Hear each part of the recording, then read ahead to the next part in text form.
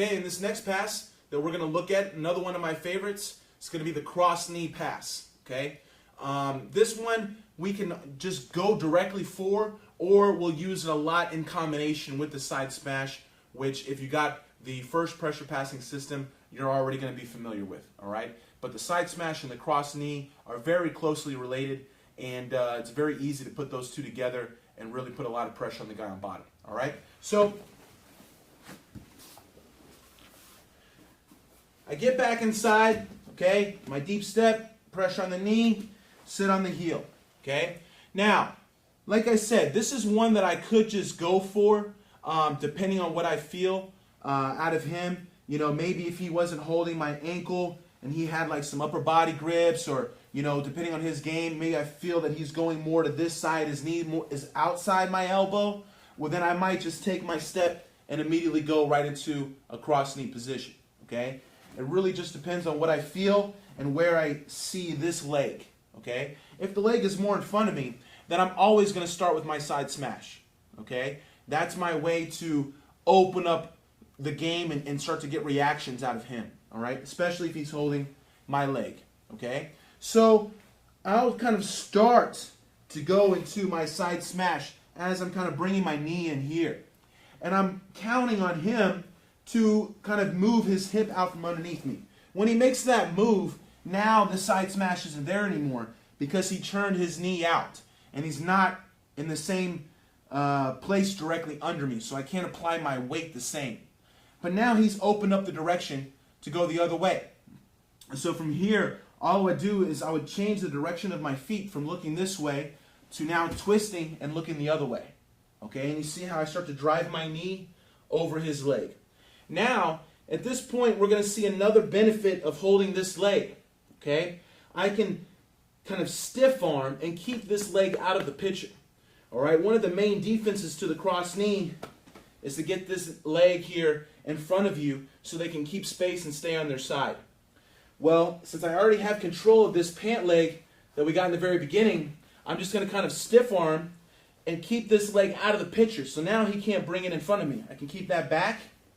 And now I have a wide open space for my cross knee, all right? So as I start to drive my knee over, I'm going to twist and drop my hip, okay? So I want to make sure that I don't keep my body weight on my knee, all right? I want to turn my knee and drop my hip onto him here so I can be heavy and get tight, okay?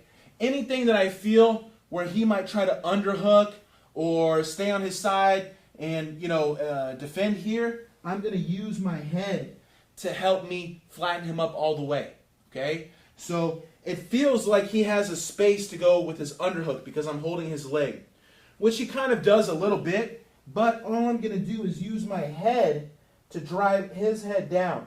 So I direct my head under his chin, my hips connected, I have control of his leg, the collar.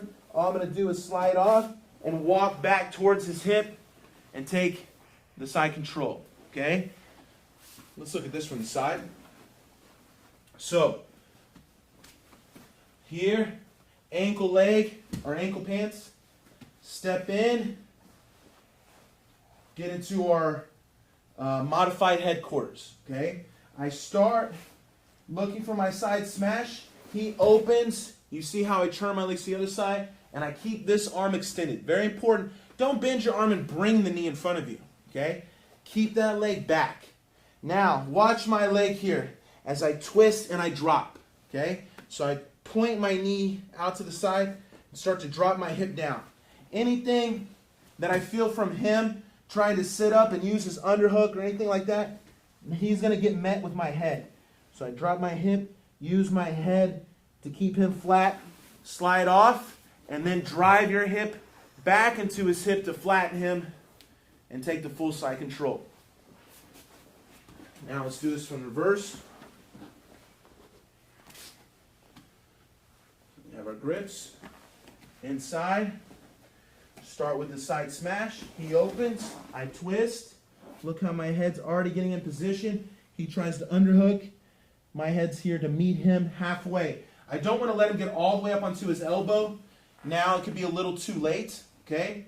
So As you feel them making a move to come up, tuck your head down and meet them before they can get all the way on their elbow.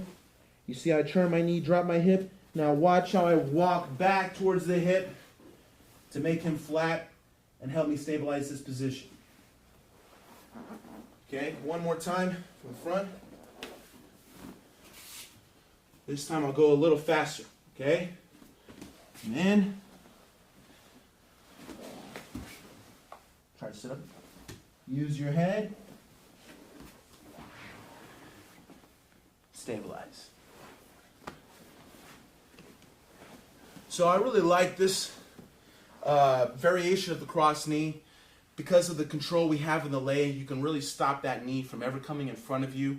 And using the head, you know, I was being very nice and gentle. You know, it still didn't feel good for Professor Rader here, but you can be pretty mean with that, all right? So you want to be in a very low position, ready to put your head in front of them and almost use that as a crossface to direct their head back flat onto the mat and make them look to the other side, all right?